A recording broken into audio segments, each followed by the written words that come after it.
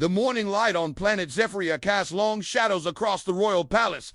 Jake Miller knelt on the cold metal floor, cleaning the massive battle armor that belonged to Queen Vexera Thane.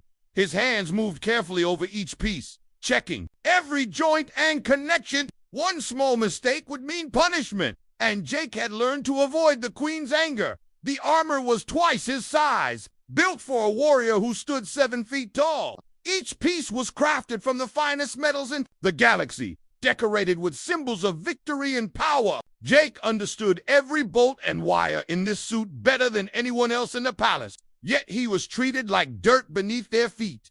Heavy footsteps echoed through the chamber. Jake kept his eyes down as Queen Vexera entered. Her 4 powerful arms moved with deadly grace, and her obsidian skin seemed to absorb the light around her. The Zephyrian Queen was everything humans were not, tall, strong, and built for war. Her people had conquered dozens of worlds, and Earth had been just. Another easy victory 5 years ago. Human, her voice was like grinding stone. Is my armor ready?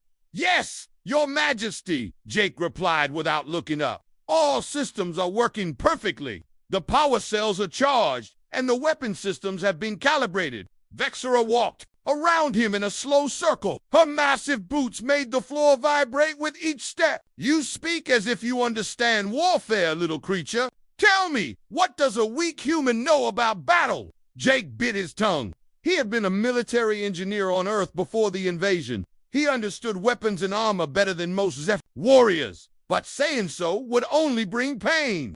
Nothing. Your Majesty, I only maintain equipment.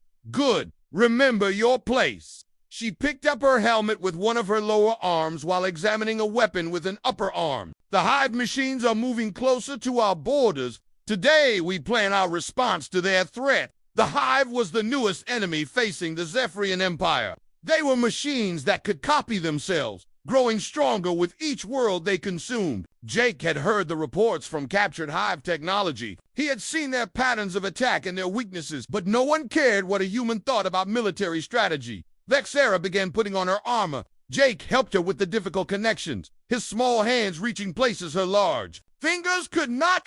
As he worked, he noticed something that made his blood run cold. The electromagnetic shielding on the suit had a flaw. If the hive used their pulse weapons, this armor would fail completely. Your Majesty, Jake said quietly, there might be a problem with the M shielding. The frequency range doesn't cover. A backhand from one of her arms sent Jake flying across the room. He hit the wall hard and tasted blood in his mouth. Stars danced in his vision as he struggled to get back to his feet. Did I ask for your opinion? Human. Vexera's voice was filled with rage. You exist to clean and repair. Nothing more. I do not need military advice from a creature whose entire species surrendered in 3 days.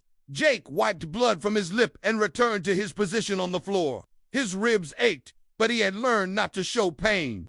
The Zephyrians respected only strength, and any sign of weakness made their treatment worse. The Queen finished putting on her armor and activated the systems. The suit hummed to life, its blue lights glowing along the joints and weapon mounts.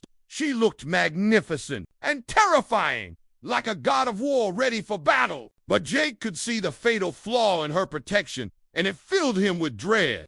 I go now to the War Council, Vexera announced. Clean my quarters while I am gone. And human, if I find even one speck of dust when I return, you will spend the night in the punishment cells. She left without another word. Jake waited until her footsteps faded before allowing himself to slump against the wall. His body hurt, but his mind hurt more. He could save lives with what he knew about the hive weapons, but no one would listen to a human slave. The royal quarters were massive, designed for someone much larger than Jake. Everything was built from black stone and metal, giving the rooms a cold, harsh feeling. Jake began his cleaning, moving from room to room with practiced efficiency. He had done this job every day for 5 years, and his hands knew every surface by memory. As he worked, Jake thought about Earth. He remembered blue skies and green grass, things that seemed like dreams now. His sister Emma had been a teacher, always believing the best in people. She would have told him to keep trying to help, even if no one wanted to hear it. But Emma was dead now. killed in the bombing of New York during the invasion. Jake found himself in Vexera's private study, where she kept maps of the galaxy and reports from her military commanders. He was not supposed to read these documents, but he could not help himself. The information about the Hive was worse than he had thought. They had consumed 12 worlds in the past month, growing stronger with each victory. The battle plans spread. Across the table showed typical Zephyrian strategy. Direct assault with overwhelming force. It had worked against humans and other organic species, but the Hive was different. They learned from each attack, adapting their defenses and improving their weapons. The Zephyrian approach would fail, and Jake could see exactly why. But who would believe a human slave? Hours passed as Jake finished his cleaning. The sun was setting outside the tall windows, painting the sky in shades of red and orange. Soon Vexera would return from her war council, probably angry about something and ready to take it out on him. Jake sat on the floor of the main chamber, surrounded by the tools of his trade. Cleaning supplies, repair equipment, and diagnostic devices filled his small corner of the vast room. This was his entire world now, maintaining the weapons and armor of people who saw him as less than an animal. The sound of marching feet echoed from the hallway. Vexera was returning, and she was not alone. Jake quickly stood and arranged his tools, making sure everything was perfectly organized. Any sign of laziness would bring punishment. The Queen entered with 3 of her military advisors, all of them looking grim. Their conversation stopped when they saw Jake, but he caught enough words to understand. The Hive was moving faster than expected. The next battle would happen soon, and the Zephyrian forces were not ready. Human Vexera barked, "Bring wine for my guests, then make yourself invisible." Jake hurried to obey, serving the dark red wine that Zephyrians preferred. As he moved around the room, he heard pieces of their discussion. The Hive had new weapons, stronger shields, and better coordination than before. The Zephyrian admirals were worried, though they tried not to show it. One of the advisors mentioned electromagnetic pulse weapons. Jake's heart raced as he heard them dismiss the threat. They believed their armor could handle anything the Hive could produce. They were wrong, and their mistake would cost thousands of lives. Jake retreated to his corner and tried to make himself small. The military leaders continued their discussion late into the night, planning an attack that Jake knew would fail. He wanted to scream, to force them to listen, but he was just a human slave. His words meant nothing to these proud warriors. Finally, the advisors left. Vexera stood alone in the center of the room, staring at the star maps on her walls. For a moment, she looked less like a terrible queen and more like a leader carrying the weight of her people's survival. "Tomorrow we strike at the Hive Advance Fleet," she said without looking at Jake. "It will be a glorious victory for the Zeph Empire." Jake said nothing, but in his heart, he knew the truth. Tomorrow would bring disaster, and there was nothing he could do to stop it. The massive warship Dominion cut through space like a blade through darkness. Jake Miller sat in the cramped maintenance bay, surrounded by spare parts and repair tools. His hands shook as he worked on a damaged power coupling. Today was the day of the great battle, and he knew it would end in tragedy. Queen Vexera stood on the command bridge far above, directing her fleet toward the Nexus Gate. The hyperspace junction was critical for controlling movement between star systems. If the Hive took control of it, they could spread across the galaxy like a disease. The Zephyrian fleet had to stop them here, but Jake knew their plan was doomed to fail. Through the small window of his work area, Jake could see other Zephyrian ships moving into formation. Dozens of massive warships, each one bristling with weapons and carrying thousands of warriors. It was an impressive sight. But Jake felt only dread. All that power would mean nothing when the Hive sprung their trap. The intercom crackled to life with Vexera's voice. "Warriors of Zephyria, today we face an enemy that thinks machines are stronger than living flesh. They are wrong. We will crush their metal bodies and scatter their circuits across the void. Victory will be ours." Cheers echoed through the ship as thousands of Zephyrian soldiers responded to their queen's words. Jake closed his eyes and tried to block out the sound. These brave warriors had no idea what was coming. Their confidence would be their destruction. Hours passed as the fleet moved closer to the battle zone. Jake tried to focus on his work, but his mind kept returning to the fatal flaw he had discovered in the Zephyrian armor. The electromagnetic shielding could not handle the frequency range of hive pulse weapons. When those weapons fired, every suit of armor in the fleet would shut down at once. He had to try one more time to warn them. Jake made his way through the ship's corridors toward the command deck. Zephyrian warriors filled the hallways, checking weapons and preparing for battle. They barely noticed the small human moving between them, just another piece of equipment that belonged to their queen. The command bridge was a center of control. Chaos. Officers called out readings from their stations while tactical displays showed the approaching enemy fleet. At the center of it all stood Queen Vexara, magnificent in her battle armor. The blue lights on her suit pulsed with power, and her weapons hummed with deadly energy. "Your Majesty," Jake said, approaching as close as he dared. "I need to speak with you about the armor systems." Vexara turned toward him with cold fury in her eyes. "How dare you come to my bridge during battle preparations? Guards, remove this human at once." Two massive Zephyrian soldiers stepped forward to grab Jake, but he pressed on desperately. "Please, Your Majesty, the electromagnetic pulse weapons. The hive uses will disable all our armor. The shielding frequency is wrong. I can fix it if you just give me time." "Enough!" Vexara's roar silenced the entire bridge. "This pathetic creature dares to question Zephyrian technology during our moment of glory. Take him to the holding cells. After we win this battle, he will be punished for his cowardice." The guards dragged Jake away as he struggled to make them understand. "The pulse weapons will shut down everything. Your armor, your weapons, your life support. Please listen to me." His words echoed through the bridge as the doors closed behind him. Jake found himself thrown into a small cell deep in the ship's belly. Through the metal walls, he could hear the sounds of final battle preparations. In a few hours, the fighting would begin, and there was nothing he could do to stop the disaster. Time crawled by as Jake sat in his cell. The ship's engines changed their pitch, indicating they had dropped out of hyperspace. They were at the Nexus Gate now, facing the Hive Fleet. Jake pressed his ear to the wall, trying to hear what was happening above. The first sounds of battle came as distant rumbles through the ship's hull. Energy weapons fired in massive volleys, lighting up space with deadly colors. Jake could picture the scene. Hundreds of ships from both sides locked in combat, the fate of the galaxy hanging in the balance. For a while, it seemed like the Zephyrians were winning. The cheers from the crew grew louder as reports of successful attacks came through the communication system. Jake heard officers celebrating destroyed hive vessels and successful boarding actions. Maybe he had been wrong. Maybe the Zephyrians would win through pure strength and determination. Then everything changed. A new sound filled the ship, a high-pitched whine that seemed to come from everywhere at once. Jake recognized it immediately. It was the charging sound of a massive electromagnetic pulse weapon, bigger than anything the Hive had used before. They had been waiting for the Zephyrian fleet to get close, drawing them into a trap. The pulse hit like a silent THUNDERCLAP. Every light on the ship went out at once. The engines died with a mechanical groan.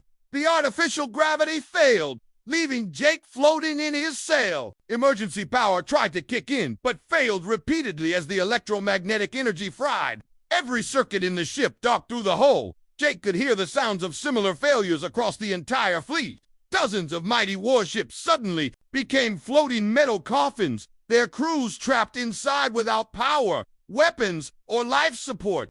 The Hive had turned the Zephyrian strength against them with one devastating attack. In the darkness, Jake heard new sounds, the screech of metal being cut and the thud of boarding pods attaching to the ship's hull. The Hive machines were coming aboard to finish what they had started. Without their powered armor and energy weapons, the Zephyrian warriors would have to fight with primitive tools against enemies designed for war. Jake's cell door had been damaged by the pulse, its electronic lock fried beyond repair. He pushed against it until the warped metal gave way, allowing him to escape into the darkened corridors. Emergency chemical lights provided dim illumination, showing scenes of chaos throughout the ship. Zephyrian warriors struggled with armor that had become dead weight. Their powered suits, designed to make them faster and stronger, now trapped them like metal coffins. Many had managed to get out of their suits, but they looked lost and confused without their technological advantages. Jake made his way toward the command bridge, moving carefully through corridors filled with floating debris. The sounds of fighting grew louder as he climbed higher in the ship. The hive machines had reached the upper decks and were pushing toward the bridge, where Queen Vexera would be making her last stand. When Jake reached the command deck, he found a scene of devastation. The bridge was partially destroyed, with sections of the hull torn open to space. Emergency force fields flickered weakly, barely holding the atmosphere inside. Several of the command crew floated motionless, victims of explosive decompression or hive weapons.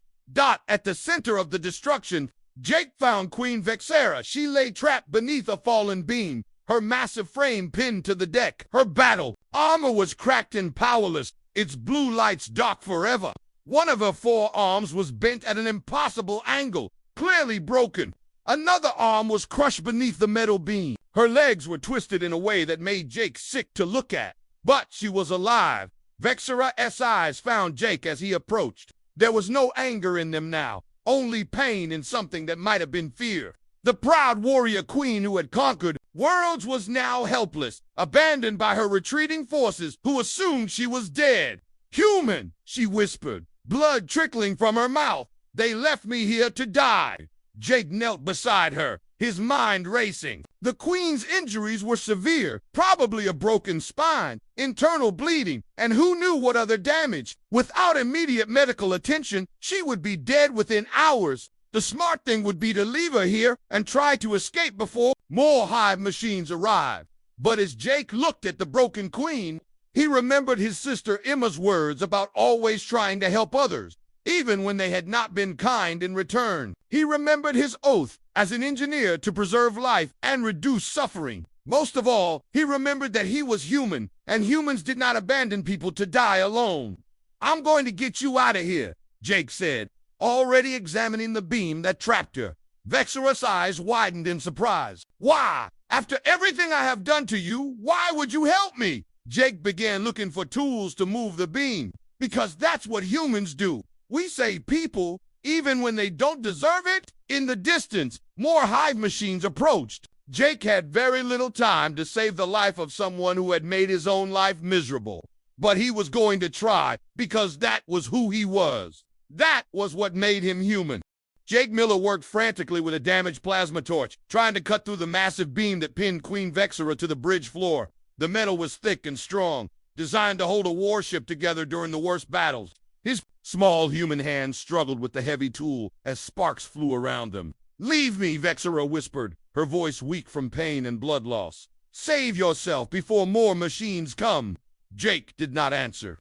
He focused on the cutting line, moving the torch slowly through the beam. Each second felt like an hour as he listened for the sound of approaching hive forces. The emergency lights flickered, and somewhere in the distance, metal footsteps echoed through the damaged ship. The beam finally gave way with a grinding crash. Jake quickly pushed it aside and knelt next to the injured queen. Her condition was worse than he had first thought. Her spine was clearly damaged, and both her lower arms were crushed. Blood pooled beneath her from internal injuries he could not see. "Can you move your legs?" Jake asked, already knowing the answer from the way they lay twisted and still. Vex tried and failed. Her face showed the terrible understanding that her warrior days were over. "I cannot feel them. My spine is broken, isn't it?" Jake nodded grimly. "I need to get you to the medical bay. We have to stop the bleeding before you die." "Let me die with honor," Vexera said, closing her eyes. "A crippled queen is no queen at all. My people will remember me as I was, not as a broken thing kept alive by human charity." "Your people left you here to die," Jake replied bluntly. "Honor didn't help you when that beam fell. Now stay quiet and let me work." Jake found a floating medical stretcher in the wreckage and managed to get Vexera onto it. Moving her was dangerous with her injuries, but staying on the bridge was certain death. He guided the stretcher through the dark corridors, using emergency lights to find his way to the ship's medical center. The medical bay was in better condition than the bridge, but most of the advanced equipment was offline. Jake activated the emergency power cells and began working with what he had. His years of maintaining Zephyrian technology had taught him how their medical systems worked, but he had never performed actual surgery before. Vexara drifted in and out of consciousness. As Jake worked, he stopped the internal bleeding first, then set the broken bones in her arms. The spine injury was beyond his ability to repair completely, but he managed to stabilize it and reduce the swelling that threatened her life. Hours passed as Jake fought to keep the queen alive. His hands were steady despite his exhaustion, guided by the same precision that made him good at repairing machines. But this was not a machine. This was a living being who had tormented him for years, and yet he could not let her die. When Vexara finally woke up, the medical bay was quiet, except for the hum of life support machines. Jake sat in a chair nearby, his head in his hands. He looked as tired as she felt. "Why?" she asked. Her voice was stronger now, but filled with confusion. "Why did you save me? I have been nothing but cruel to you." Jake lifted his head and looked at her with tired eyes. "Because that's what humans do. We don't let people die if we can help it, even our enemies." "Your enemies," Vexara repeated slowly. "Is that what we are?" "You tell me," Jake said. "You've treated me like an animal for 5 years. You've hurt me, humiliated me, and ignored everything I tried to tell you. But when I found you dying, I couldn't just walk away."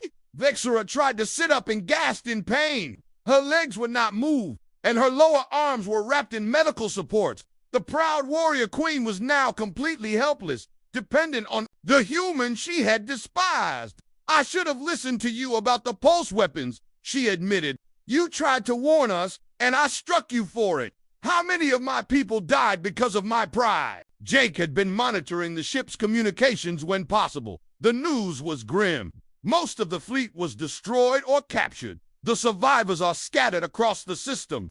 The Hive controls the Nexus Gate now. The weight of failure settled on Vexara like a heavy blanket. Her empire was crumbling. Her people were dying, and she was trapped in a broken body on a dead ship. She closed her eyes and wished Jake had left her to die with dignity.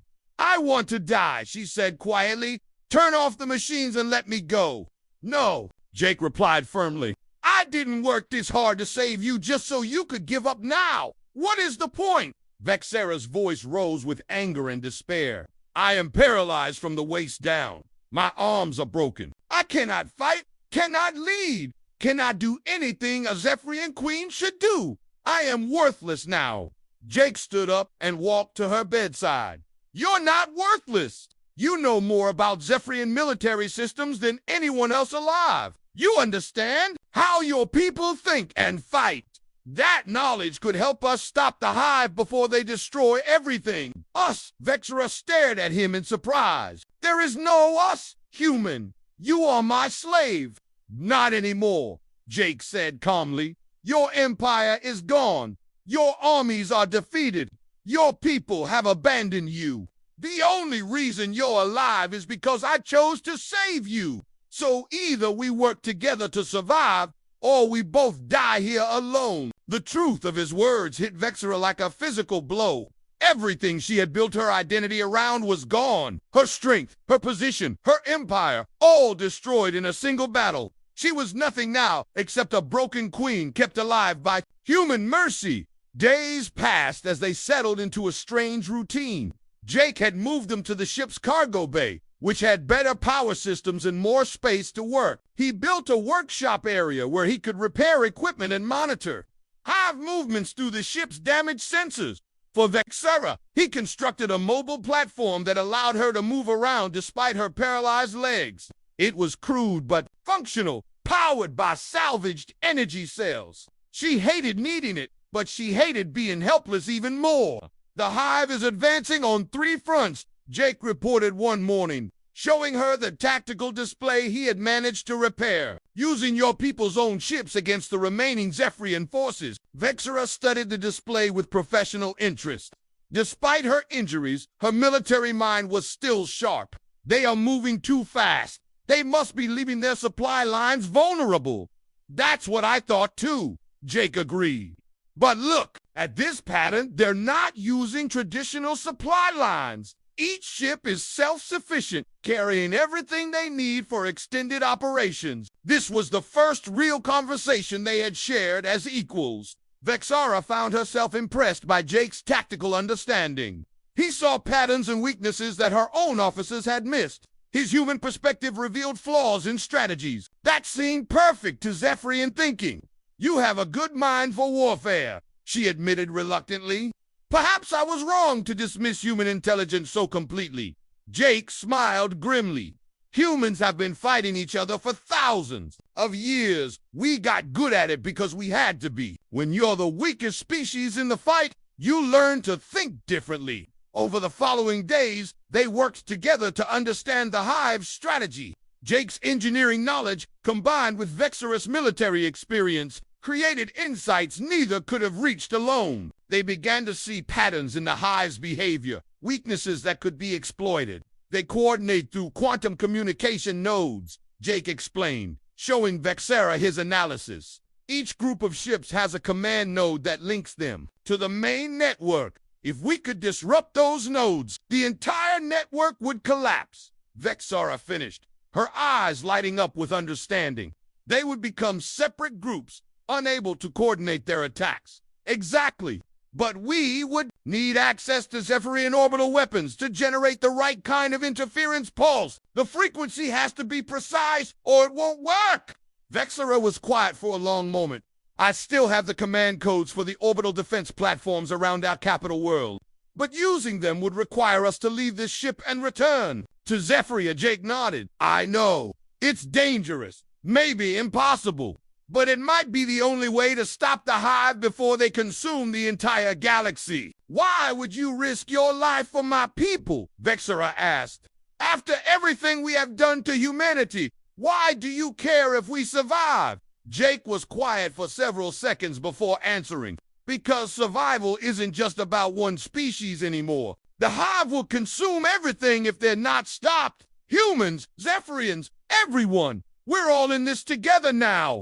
Vexara looked at this small human who had saved her life and shown her more kindness than her own people. She was beginning to understand that human weakness was actually a different kind of strength, the ability to see beyond immediate conflicts to larger truths. "If we do this," she said slowly, "it will not be as queen and servant. It will be as equals, working toward the same goal." Jake extended his hand to her partners. Vexara looked at the offered hand for a long moment. In Zephyrian culture, physical contact with an inferior was shameful. But she was no longer the proud queen who had conquered worlds. She was something new, something that had been shaped by human compassion and practical necessity. She reached out with one of her functional arms and grasped Jake's hand. "Partners!" she agreed. For the first time since the battle, Vexara felt something other than despair. She felt hope. 3 weeks had passed since the battle that changed everything. Jake Miller and Queen Vexara worked side by side in their makeshift laboratory, surrounded by salvaged equipment and tactical displays. The cargo bay had become their world, a place where the old rules no longer applied. Jake finished adjusting the power coupling on Vexara's mobility platform and stepped back to admire his work. The device was much improved from his first crude design. Now it moved smoothly and quietly, powered by an efficient energy cell that could run for days without recharging. "Try it now," Jake said, wiping grease from his hands. Vexara activated the platform and glided across the room. Her movements were graceful, despite her injuries. And Jake had built-in weapon mounts that allowed her to feel more like the warrior she had always been. She was no longer the helpless victim he had found under the fallen beam. "This is excellent work," Vexara said, genuine appreciation in her voice. "You have given me back my mobility and my dignity. I am grateful." Jake smiled at the compliment. A month ago, the proud queen would never have thanked a human for anything. Now she treated him as an equal, someone whose skills and opinions mattered.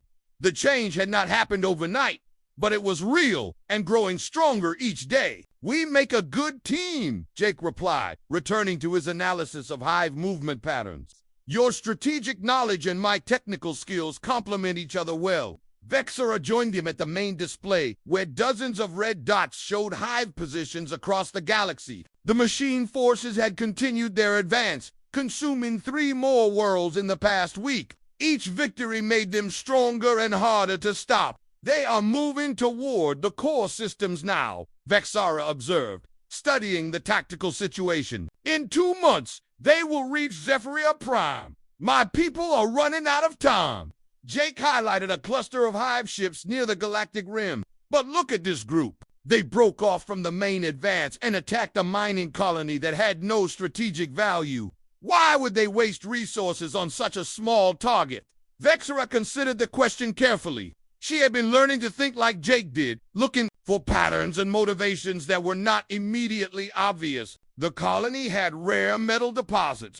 Perhaps the hive needs those materials for something specific.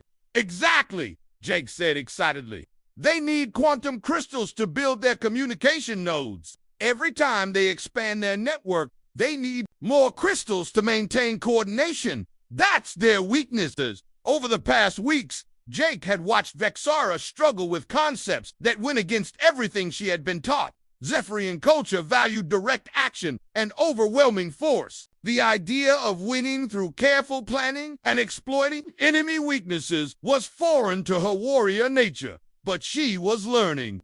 Jake had seen her absorb new ideas and adapt them to her own understanding. She was becoming a different kind of leader, one who could appreciate the value of intelligence and cunning alongside traditional strength. Tell me about your sister again, Vexara said, during one of their rest periods. The teacher named Emma. Jake's expression softened as it always did when he spoke of Emma. She believed that everyone could learn and grow, no matter where they started. She said that understanding between different people was the key to a better future. She sounds like a wise person, Vexara said quietly. I think she would be. Proud of what you have done here, would she? Jake asked. I've helped design weapons to kill hive machines. I've planned attacks that will destroy thousands of them. Emma believed in peace and understanding. Vexara was silent for a moment before responding. Your sister would understand that sometimes violence is necessary to protect the innocent. You are not fighting for conquest or glory. You are fighting for survival. These conversations had become important to both of them. Jake learned about Zephyrian history and culture, discovering that their warrior society had developed from centuries of fighting against terrible enemies. Their strength was not born from cruelty, but from necessity. Vex single quotes Era learned about human adaptability and resilience. She heard stories of how humans had survived ice ages, plagues, and wars through cooperation and innovation. Jake's people were not weak. They were survivors who found strength in unity rather than individual power. My people have a say in Vexara shared one evening as they worked on plans for reaching Zephyria Prime. Strength flows from struggle. I always thought it meant that fighting made us strong, but now I think it means something deeper. What do you think it means now? Jake asked, genuinely curious. I think it means that our greatest growth comes from overcoming our greatest challenges. You and I, we have both been struggling against impossible situations. But instead of being destroyed by them, we have become something new. Jake nodded thoughtfully. Emma used to say that crisis reveals character. I never understood what she meant until now. Their work had revealed the full scope of the hive threat. The machines were not just conquering worlds. They were building toward something much larger. Each captured system became part of a growing network, connected by quantum communication nodes that allowed instant coordination across vast distances. They are creating a single mind, Vexara realized during one of their analysis sessions. Every hive unit connected to every other unit, sharing information and coordinating actions perfectly. A hive mind, Jake agreed grimly. Once they finish the network, they'll be unstoppable.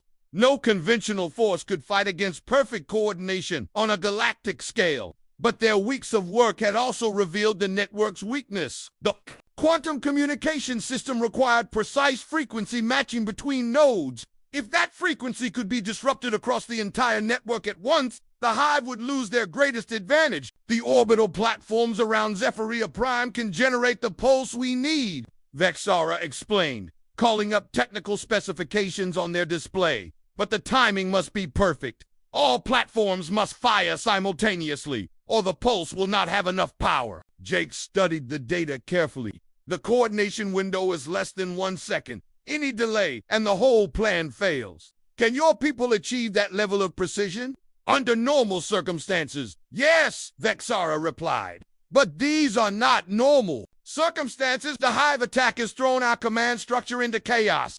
Many officers are dead, and those who remain are scattered across different systems. Then we need to get there ourselves, Jake said. You still have the command codes. If we can reach the orbital control center, we can coordinate the attack personally.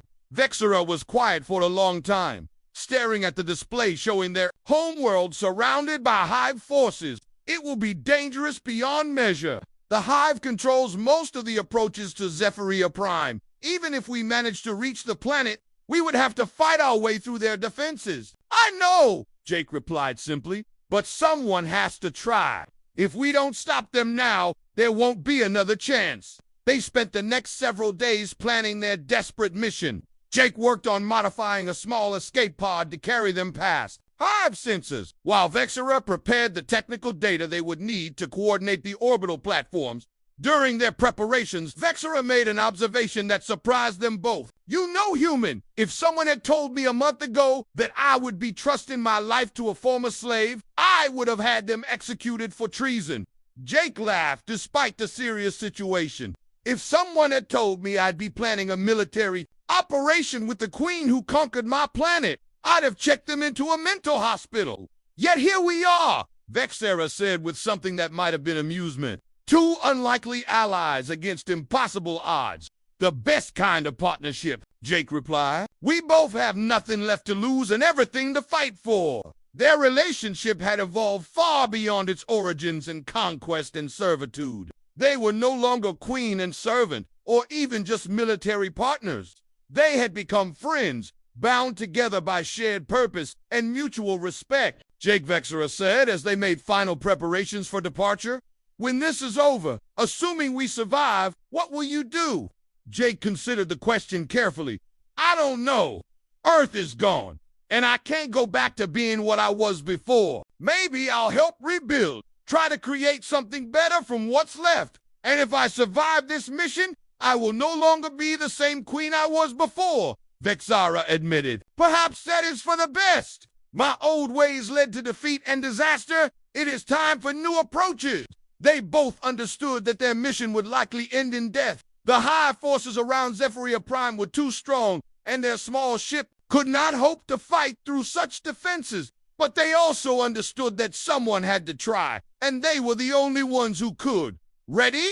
Jake asked as he sealed the escape pod and began startup procedures. Ready, Vexara replied. Settling into the specially modified pilot station Jake had built for her mobility platform. As their small ship left the disabled warship behind, both of them felt the weight of their impossible task. But they also felt something else, hope. They had found strength in their partnership, and perhaps that strength would be enough to save both their peoples from the advancing darkness. The small escape pod drifted through space like a piece of debris, its engines cold and systems running silent. Jake Miller watched the sensors carefully as massive hive ships passed nearby, their metal hulls gleaming in the light of the star. Queen Vexara lay motionless on her mobility platform, playing dead in case the machines decided to scan their tiny vessel. 3 days of careful flying had brought them to the edge of the Zephyria Prime system. The sight that greeted them was heartbreaking. Hundreds of hive ships surrounded the planet, their weapons pointed at the surface like metal vultures waiting for death. The orbital defense platforms that Jake and Vexara needed were still there, but they were heavily guarded by enemy forces. There, Vexara whispered, pointing to a section of space near the planet's north pole. The command station is in that cluster of platforms. If we can reach it, I can activate the pulse sequence. Jake studied the tactical display with growing concern. At least 50 hive ships guarded the approach to the command station. Their little pod would be detected and destroyed long before they could reach their target. But as he watched the enemy patrol patterns, an idea began to form. The hive ships move in perfect formation, Jake observed. They never deviate from their assigned routes. That predictability might be our advantage. What do you mean? Vexara asked. Jake highlighted a gap in the patrol pattern that appeared. Every 20 minutes, there's a window when two patrol groups cross paths. for exactly 90 seconds. This corridor is unguarded. If we time it perfectly, we can slip through. 90 seconds to cross 50,000 kilometers of space, Vexara calculated. We would need to activate our engines at maximum power. The hive would detect us immediately. Not if we're already moving, Jake replied with a grin. We use the gravity of that asteroid to slingshot us toward the gap. By the time the hive detects our engine signature, we'll already be past their sensors. It was a desperate plan with almost no chance of success, but it was the only option they had. Jake began calculating trajectories while Vexara prepared the technical data they would need for the orbital platforms. Both of them knew this would likely be their final mission. Jake, Vexara said as they waited for the patrol gap to appear. If we die today, I want you to know that serving beside you has been an honor. You have taught me that strength comes in many forms. The honor has been mine, Jake replied. You've shown me that courage isn't just about fighting. Sometimes it's about admitting when you're wrong and choosing to change. The moment arrived. Jake fired the engines in a controlled burst, sending their pod racing toward the gap in the hive formation.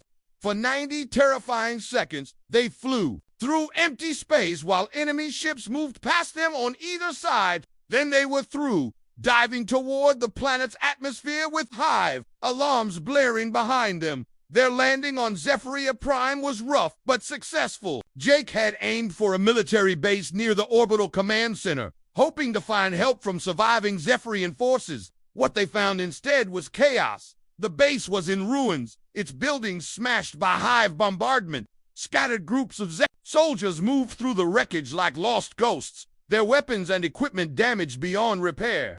When they saw Queen Vexara emerge from the crashed pod, many fell to their knees in shock. My queen, an old general named Korvax, approached with tears in his eyes. We thought you were dead. The reports said the entire fleet was destroyed.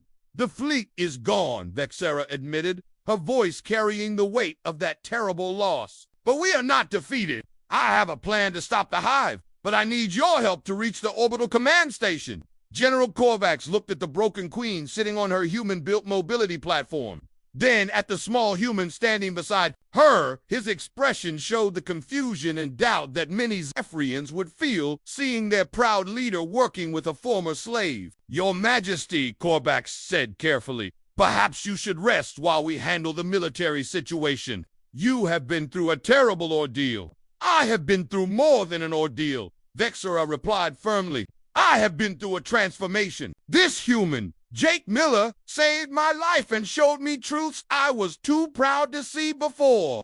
Now we must work together, or we will all die together. The words caused murmurs among the gathered soldiers. Some looked angry at the idea of taking orders from a human. Others seemed confused by their queen's changed attitude. But all of them could see the determination in her eyes and the confidence in her voice. Jake stepped forward and activated a holographic display showing the hive network. The enemy coordinates their attacks through quantum communication nodes. If we can disrupt all the nodes simultaneously, their entire fleet will lose coordination. The orbital platforms can generate the pulse we need, but the timing must be perfect. You would trust our survival to human strategy, one of the younger officers demanded. I would trust our survival to the best strategy available, Vexara answered sharply.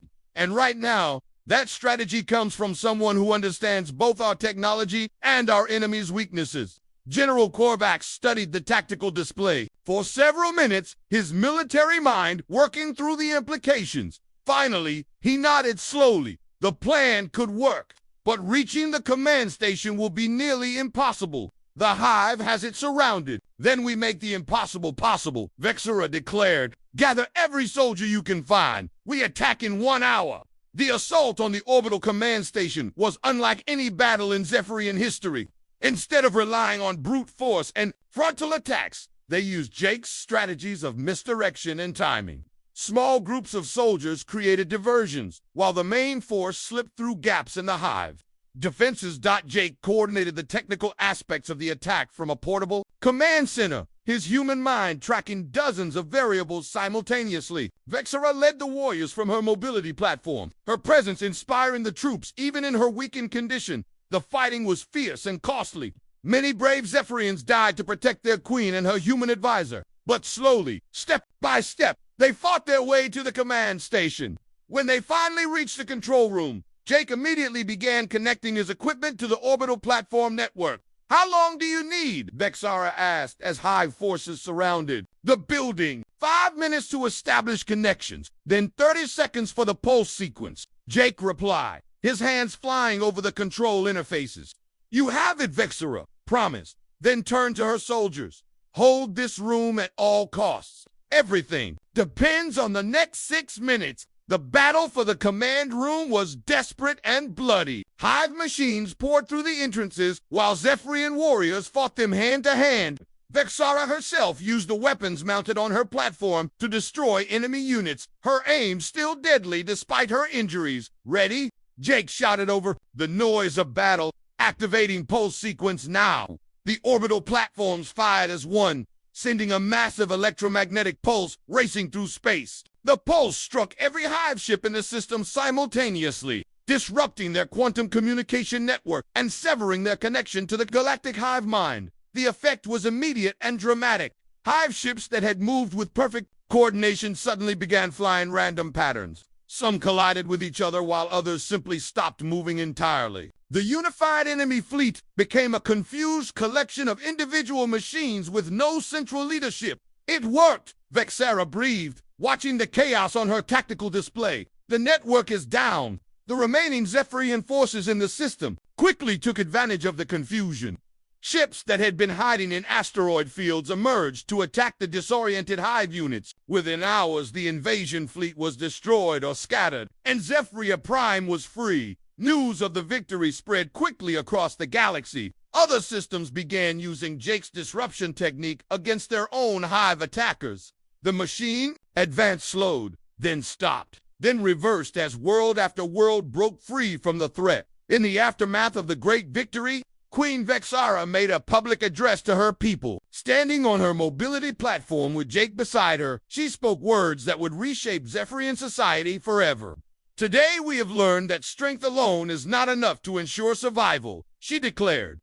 "We have learned that wisdom and adaptability are just as important as physical power. Most importantly, we have learned that former enemies can become the greatest allies when we choose understanding over prejudice." She turned to Jake and spoke directly to him. "Jake Miller, you saved not just my life, but the lives of billions across the galaxy. I name you the first human ambassador to the Zephyrian Empire, with all the honors and responsibilities that title carries." Jake was quiet for a moment before responding.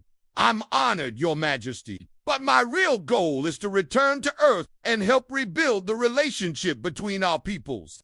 We've learned to work together in war. Now we need to learn to live together in peace. Then you shall have ships and resources to help restore your world," Vexara promised. "The Zephyrian Empire owes humanity a great debt." Months later, Jake stood on the observation deck of a Zephyrian transport ship, watching Earth grow larger in the view screen. Beside him, Vexara studied reports from the reconstruction efforts.